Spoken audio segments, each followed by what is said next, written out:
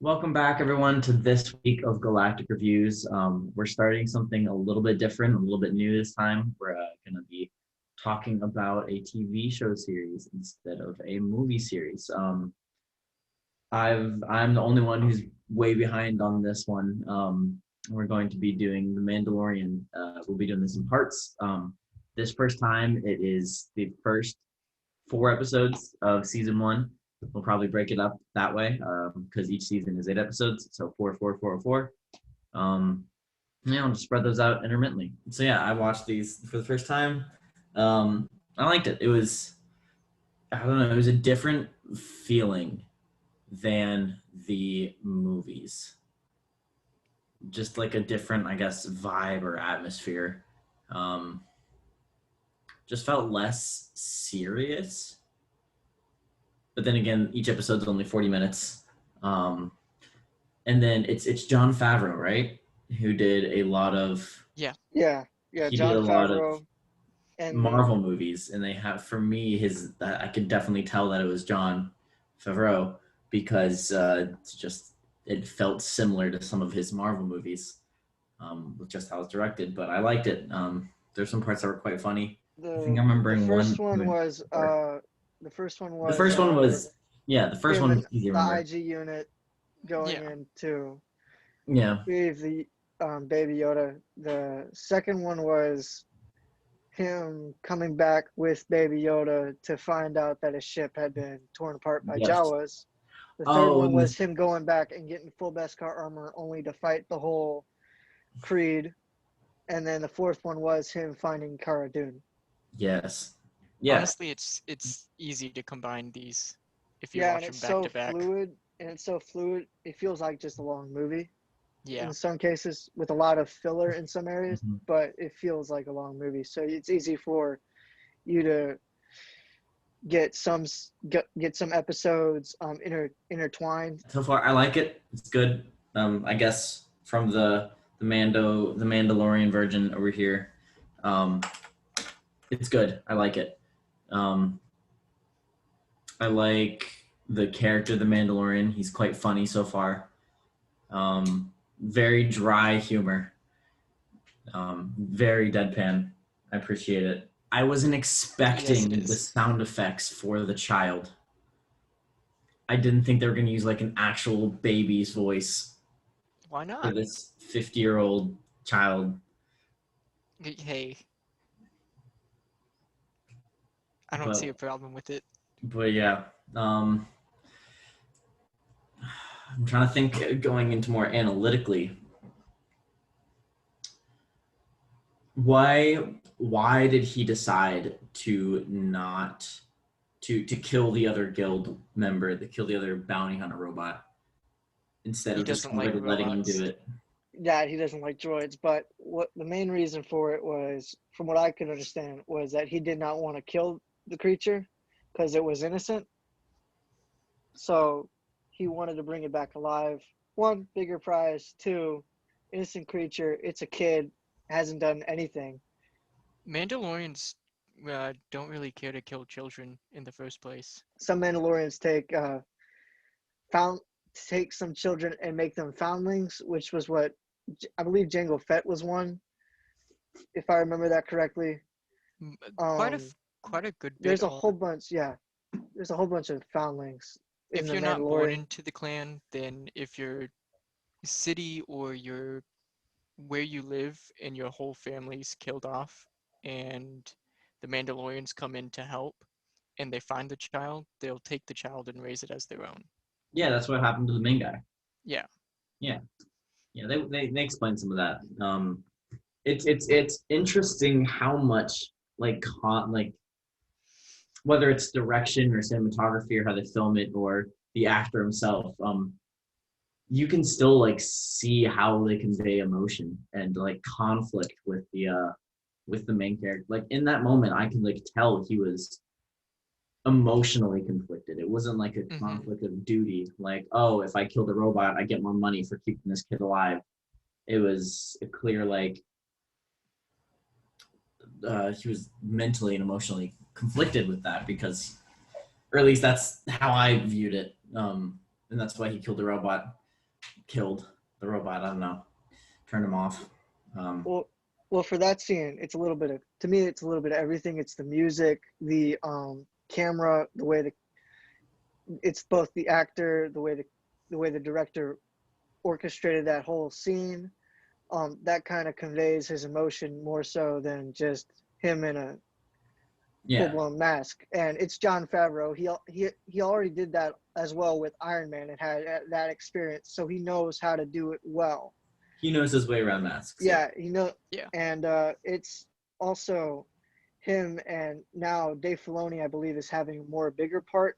I don't believe he had as much of a big part in season 1, except maybe like the first couple of episodes.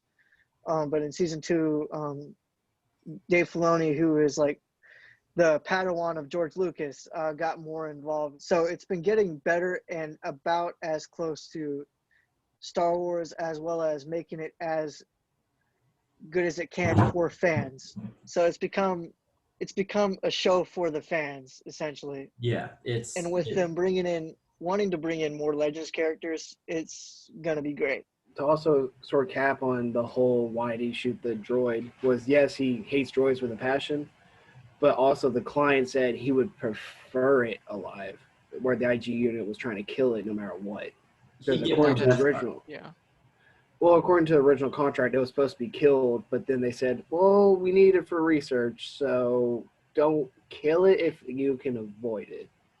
So I think that's another part of why the droid was just collateral damage. He didn't care about the droid. No. So. No. Yeah. I like being able to get more kind of like insider information on the bounty hunter world. We're learning how they like track people, finally getting the trackers, that there's a guild going on, and it's just kind of like a market. It's kind of like the Deadpool, how they do that. The world building and just the information. I appreciated that. From an analytical standpoint, the Mandalorian himself seems like this conflicted, lost lone wolf character to me. He is constantly on this like go mode, like next bounty, never taking a break. To me, that seems like he's running from something. I have no idea what that could be. But that's what that tells me, just because he's not stopping and resting ever. And well, then it goes on with the Mandalorian creed. The bigger the bounty, the more status you have. So either he's a major hustler, and he's just after that hustle, after that grind, or he's running, but he also doesn't seem like the most like happy person, and so that's also the other clue that like he's got a troubled past. He's just getting through life instead of living life, I guess, is the distinction that I see in him. And of course, I think the child is going to play into that, and how he starts seeing life differently, and his interactions with other people trying to protect this innocent little Force user. That was another thing. The dude just like stopped a giant space rhinoceros and then just passed out for like 3 days. Well, not 3 days, but I haven't seen a Force user do that before. You got to think he's still a baby. Jack and I had actually been talking about this beforehand, and whereas I think he was using just the Force, where he was just like Force stopping the animal with the Force and then lifting it up so that way it can no longer charge. Jack actually had a different theory. Depending on how you look at it, there was a Force ability called Calm Animal, where you could use the Force to calm an animal, and then but I feel like Baby Yoda, or the child, couldn't fully control his Force abilities, like we all know, and so he just like, I'll try to lift it as much as I can, and hopefully. But like Zach said, it's still a baby technically, even though, according to some comics and stuff, Yoda was a Jedi Master by 100. So Mhm. give it a few years, After and that- that thing's gonna have a growth spurt.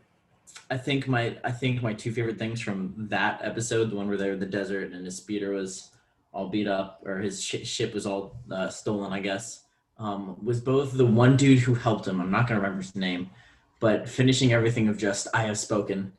I loved it. I loved it. It was like we're done. We're done Yes. talking. Well, that's the way that species talked, and Mhm. you wouldn't know that unless you were told that. But to you, it's interesting how much they paid attention to detail Yeah. to keep it in universe. So Yeah, Now, I that wasn't from like a analyst. That was just like that was fun. I enjoyed that. That gave me a chuckle. The other one was all the Jawas just going egg, egg, egg, egg. That was so funny. Oh, I loved it. They were just so happy with this. The egg. I thought it was so funny. I thought they were gonna offer it to the Mandalorian, just like here you want, but that didn't happen. My favorite part was just the whole when he's starting to vaporize the Jawas, the child's face just so full of joy just watching this, which just killed me. the child's reactions to a lot of things the Mandalorian does just kills me. For over a year now, I've wondered why they people keep drawing Baby Yoda with a frog, but now I understand. Now I get Oh, it. yes. Yes. And it happens a lot. Yeah, it did. it's already happened twice, and then the kids got grossed out, and so he spits up the frog, and it just hops away like nothing happened. Yep. I like episode 4 where the orcs came in. That was awesome. I didn't think orcs would be in this movie, but they were. In episode 2, I got more information, or at least they showed more just how drastically he was the lone wolf type. Yeah, he can work together to get a job done, as you saw in the first one with the robot, but also he really doesn't like help. If he can do without it, he will do on his own. He kind of got his arm twisted with the little I've spoken guy. Don't Um, Mandalorians usually prefer to work alone? They do, but he also tried to hire him as well Kulo. because he Kulo. was a good mechanic. Yeah, Yeah. Kulo. So And is he new, not new to the Mandalorian code, but new to bounty hunting? Because when you usually see a Mandalorian, they just go around kicking ass, and he just starts out really slow, getting his ass whooped all the time. I'm gonna say I don't think so, only because he already had a reputation. and seeing how frustrated people were, especially with him roughly beforehand as he just walked in Yeah. to get more bounties, he probably had more of a reputation. Does it mention it? Or does it mention it again? The symbols. Or the crest? I think I don't that's the know. word. Yeah, isn't he or was he the only one out of the small group he was in to not have a crest? Yes. So the crest Okay. core kind of represents on your sort of position in the ladder, and since he was trying to get his own armor now, they asked him, "Do you want a crest?" And he didn't feel worthy yet. Okay. I believe that was the situation. Okay. And so he was still trying to figure out: is this me, or do I deserve this yet? Yeah. And that's one thing I did kind of pick up on was when he was with the Mandalorian clan, you could tell he's not a part of that clan fully because everyone kind of hostile to him other than the armorer. The armorer was Yeah. pretty chill out, but everyone else was like, nah, you don't belong here kind of situation. So I feel like he wasn't a part of that clan. So Yeah, I Yeah. noticed that too. Plus, he got in a fight with one dude in the third episode. Oh yeah, and that guy was Okay. actually voiced by Jon Favreau. Yeah, this dude, he's just a lost character. He doesn't know he knows what he's doing, but he doesn't know where he's going. Yeah. Is what I'm picking up from him. But even with that like conflict that you saw, with between him and the rest of the Mandalorians. In episode 3, when they came back and they all came and like backed him up and fought off everyone for this one dude that apparently they so said that they didn't like that much. So that showed me how like tight knit the Mandalorian group is. Like even if they don't particularly like each other, they're still like. It's because every member in their clan is a family member. It Yeah. felt more like a sibling rivalry Yeah. more than like an actual Yeah. fight. And you Yeah. could tell that kind of like that touched the Mandalorian somehow. Like it made him that wasn't very important to him. He kind of like he hesitated at one point. It just kind of definitely hit him emotionally. He's like, wow, they do like me. They do care. So that was definitely a moment. That was I mean, you can tell by his flashbacks that when the whole Droid army came through his village and wiped out everyone, he was by himself. So he probably felt like he had no one. And then when the other Mandalorian clan came in to back him up, he was like, oh, maybe I'm not alone. yeah. So It was. There was a lot of conflict, internal conflict, I feel, in the 3rd episode before he decided to go save the child. Because one, it is stemming from a lot of places, I feel. Mainly from he's a child. No child deserves to be like preyed upon. Obviously, there were ex-Empire or underground Empire, and he just wasn't trusting them. So he was struggling with going against what he knows is right and going against like the code and the bounty hunter like manners. I don't know, code of conduct, unspoken rules. And then he decided whatever and went in. Were those little like gauntlet arrows like only did he use all of them? Is that what that was? Because they made a big deal about them being very rare. So yeah, the sparrows are made out of Beskar, and they can penetrate almost anything. And so they're really valuable to use.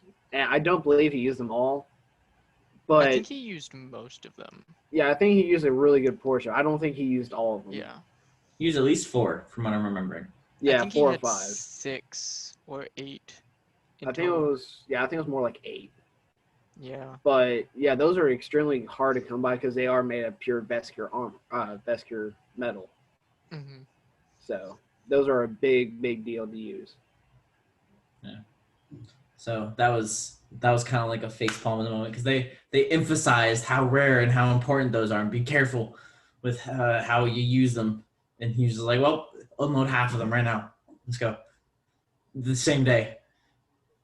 I do have one question. Since they're made out of Beskar, couldn't you technically, if he could find them, reuse them? Since they are made out of Beskar and it is the hardest metal to even cut and forge, wouldn't you just be able to find them and be able to reuse them again? And see, that's what I kind of thought too, was he could later extract them later and either reprogram them or restart them or whatever, just hit the restart button on them so he can just launch them again. But I don't know.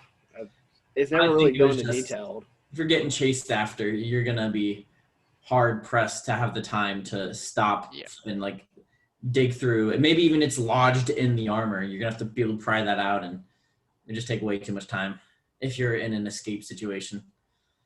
So I'm guessing if like you had the time, you could, but maybe he had like a whole bunch of extra ones that he could just put in his gauntlet thing if he happened to use some. Didn't they have to relocate like the clan because of that?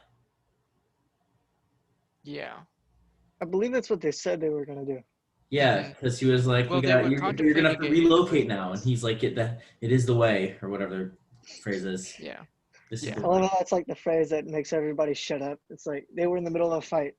This is the way. Ah, frick, she said the word. We can't fight anymore. Ah, great. I guess I have this spoken. is the way. I'll see See you later, man. You know, so Yeah. glad we ended this on such good terms. You know, It's the Mandalorian. I've spoken. Yes, yes, it is. So yeah, I guess episode 3 really kind of was the kicking point for the rest of the story. Um, and then in episode 4, they're going off and they're trying to find a safe place to hunker down for the meanwhile. Was the point of that really just to kind of like hide out until things calm down? Was that just the whole main point of that? I mean, kind of that, and to introduce Cara Dune. But other than that, I mean, yes, but like Yeah. pertaining to them, it was to hide out until things calm down. Yeah. Pretty much.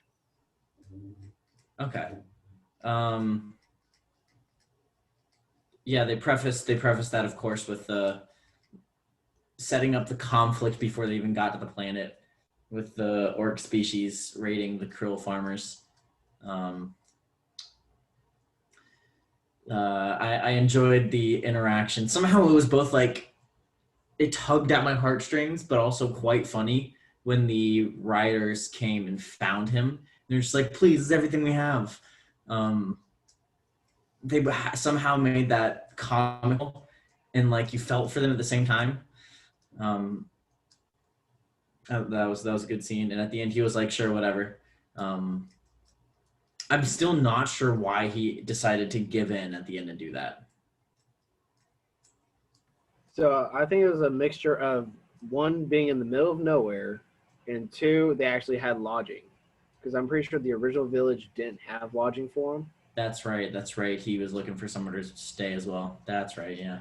So Okay. he just kind of thought about it. I was like, Mhm. y'all have lodging? All right, come on. I'll take your credit still. Yep. We got another to see. funny thing to me was they were about to fight this ATST, and a whole bunch of orcs with Imperial guns, and they had only like a few guns, and then a few guys that were it's like I got my best car armor and my sniper rifle. I've got my pistol. I've got my stick. You know, it's like it was at that point I was like, those guys are gonna die. Like those guys are gonna die straight off the bat. Like they were just like sending those people off to their deaths at that point. But I I mean, did at least like they had that a whole whole fight like scene. Yeah, I they like had, that fight scene where they took down the ATST. That was a good fight scene. they had like a whole Mulan training camp though. Let's get down to business. Pretty much. To defeat the orcs. You know, just Yeah. Of course, their immediate trap did not work the way they wanted it to. For some reason, it was just because the dude didn't walk forward one step.